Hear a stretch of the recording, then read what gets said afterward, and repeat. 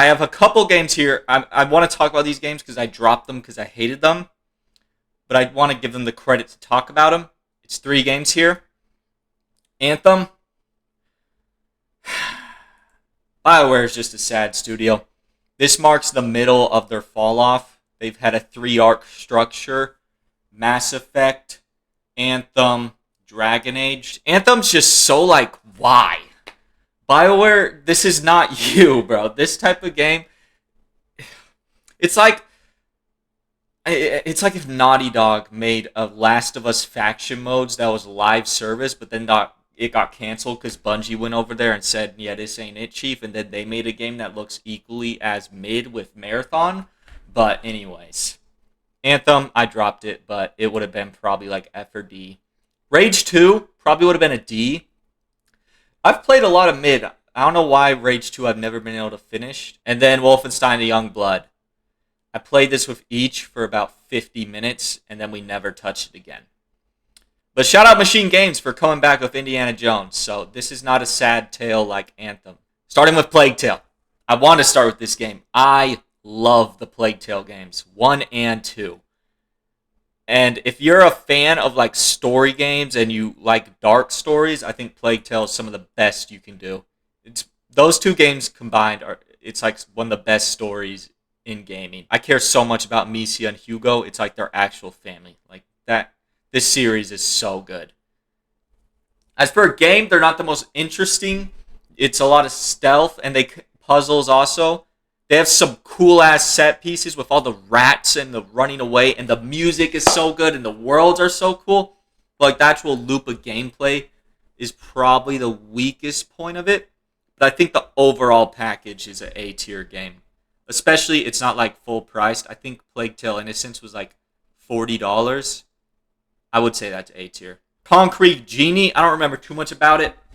I played it probably like 3 years ago. It's kind of got a Kena Bridge of Spirits vibe to it, but this came out before Kena. It's just like, alright, I'll put it in C. I don't have a reason to put it anywhere else, honestly. Apex. This is, I think, the best. I haven't played a ton of Battle Royales, but Apex has always been like the best gunplay. I think Fortnite is the better overall game because all the cool stuff it's done over the years. But Apex has the best like gunplay. I'd put it B tier. Control. I'm going to stick to my guns here. Maybe if I played Control again, I would like it more. But D. I just didn't fuck with Control. The story, I found a little too reliant on the notes. And I didn't find Jessie, I think her name's the strongest character in this game. Like, it does some cool world building. And the gameplay is actually pretty solid. But I found the location very boring and repetitive. I don't know why. I just didn't click with this game at all. And like, this is why leading up to Alan Wake 2, didn't have the highest expectations because my only experience with Remedy was Control and Alan Wake 1, and I didn't enjoy either of those too much. Alan Wake 1 would probably be D or C also. The Walking Dead, the final season, I think this is a B. I think 1 and 2 are where Walking Dead was in their prime, and then 3 it fell off a lot. But they brought it back together with this one. Clementine's a goated character. I don't remember the kind of sort of younger brother guy's name, but I remember being connected to this one. I think Clementine like loses her leg. Like next up, we got Days Gone. I think Days Gone is looked back at a little fonder than it was at release. Definitely, actually, because it had bugs. I remember that being an issue. But Days Gone's a solid C. I'd say high C at this point. And I don't need a 2. I know it got canned. I don't even know what Ben Studio's doing now. It's kind of crazy that they haven't like revealed anything yet. Devil May Cry 5, this is another Control situation. I don't know, man. I just didn't fuck with Devil May Cry 5. I think even less than Control. I feel like if I went back on Devil May Cry 5, I probably would fuck with it. But it was my first Devil May Cry game, and it was just so, I don't know, bizarre, and the whole combat got old very quick for me. But I think the reason I'm going to preface and say I think if I went back to it, it would probably at least go up to a C, is that like Final Fantasy 16 has a similar style gameplay, and it's the person who made Devil May Cry 5 brought that to Final Fantasy, and I really enjoyed the gameplay in 16. It got a little old, but I enjoyed it a lot more. So I think if I played 5 again, I'd at least bring it up to a C. Gears 5. I fuck with Gears 5. I don't know if I fuck at A tier level. It's A or B. I'm going to go high B, but it's close to A. I love Gears. It's probably my favorite franchise from Microsoft. I was going to compare it to Halo. I think it's got the edge over Halo because it hasn't fallen off completely, at least for me. I think a lot of people might think it has, but for me, I like the original 3. Then they skip a step of, Lost Judgment and 4, but I enjoyed 5. Man of Medan is the first, of their whole fucking Chasing Until Dawn legacy, I guess, besides Hidden Agenda, since that one was after. But Man of Medan, it was D tier. I could even argue F. I think none of them are as good as Until Dawn, but House of Ashes, The Quarry, I actually kind of fucked with Casting of Frank Stone. I know a lot of people didn't. But I would say those ones are way more worth playing than this Man of Medan, Little Hope era. I love Metro Exodus. This could be an A tier also. I'm going to put it top of B again. But fucking shit, this game is so good. The story, the gunplay. This is my type of shit. Highly recommend Metro Exodus if you're really into games, because this is a game a lot of people don't know about. It is fucking amazing. I'm talking myself into A. It deserves it. Mortal Kombat 11. I kind of just rank Mortal Kombat off of single player. And I'm fuck around with bots and maybe a couple multiplayer matches. So I'm not a huge fighting game person. Mortal Kombat 11 didn't do it for me. I'll put it right there. Let me just get this out of the way first. Madden, F tier.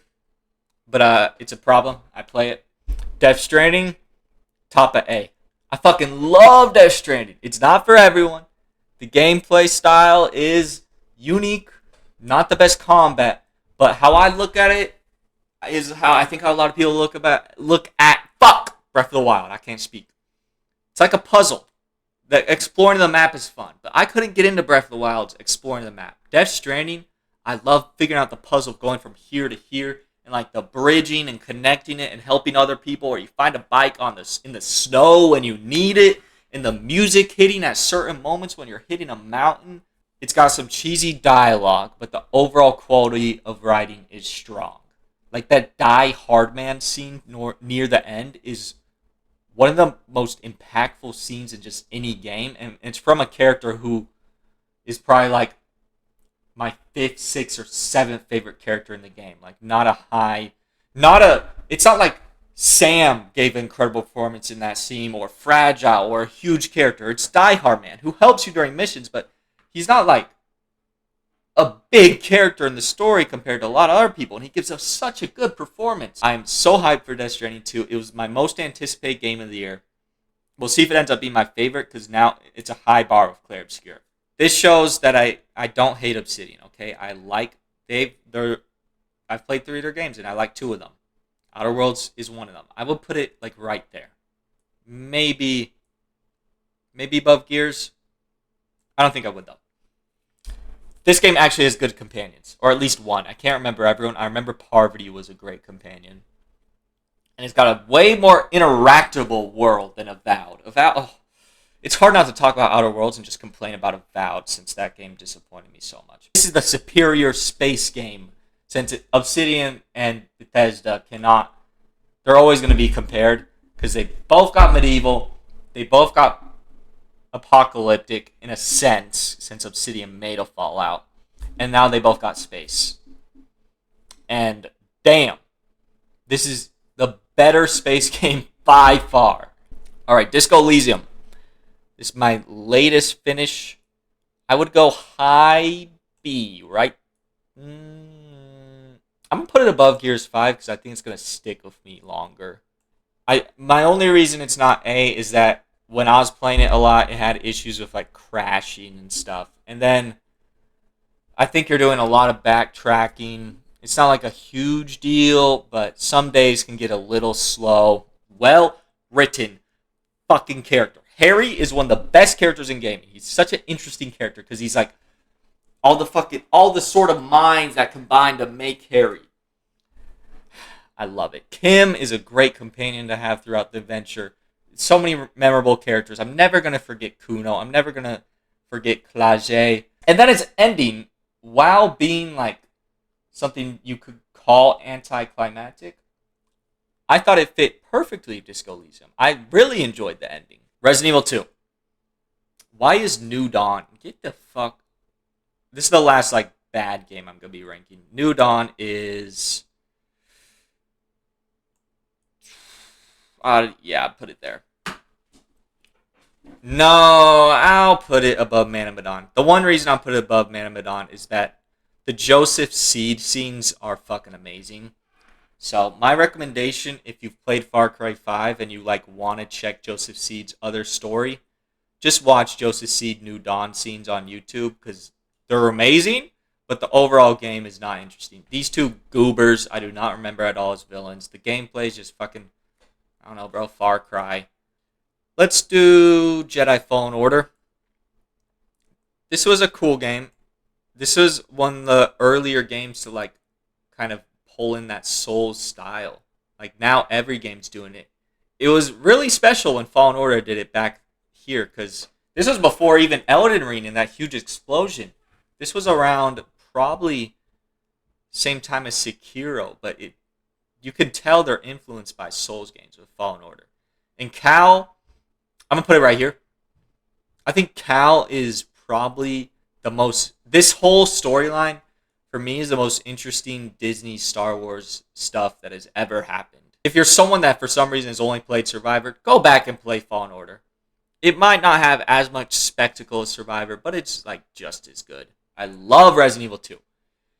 Like Resident Evil, it's not like about the characters for me. Like, yeah, Leon's cool, yeah, Claire's cool, but they're not like the hooks. It's that horror fucking feeling. Resident Evil 2 is, they do Mr. X so well.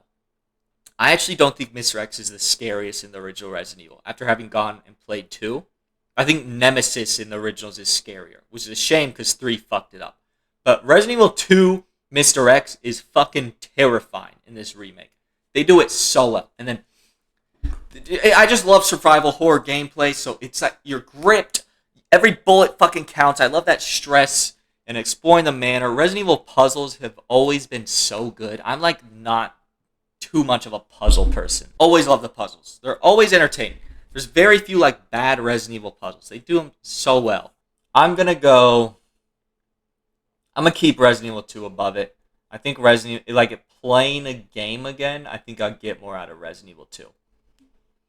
My reason Sekiro isn't above is because I think they're more focused on like a story structure. Doesn't really do anything for me.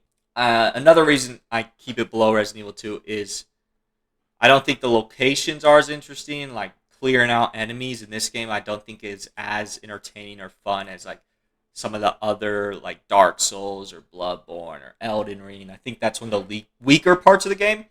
But boss fights are fucking amazing. Different styles, still like the most unique feeling Souls game, I would say. I think Night Rain might be able to compete with that by the time it's done, at least because of like the whole Battle Royale element to it. But I don't know if that's going to be a good thing. We'll have to see. Out of all this one stands out in its own unique way, in a good way. Not a Dark Souls 2 way. It stands out because it's bad. Sekiro stands out because it's trying something new and it's doing it fucking amazing. And it's a shame there was never a DLC or like a follow-up in this style of gameplay. Maybe one day. No S tiers, unfortunately. There's some games that I still, like I regularly think about all of these, like these top 4 games especially. They hold a high place in my heart, so I fucking love all 4 of these games. That's it.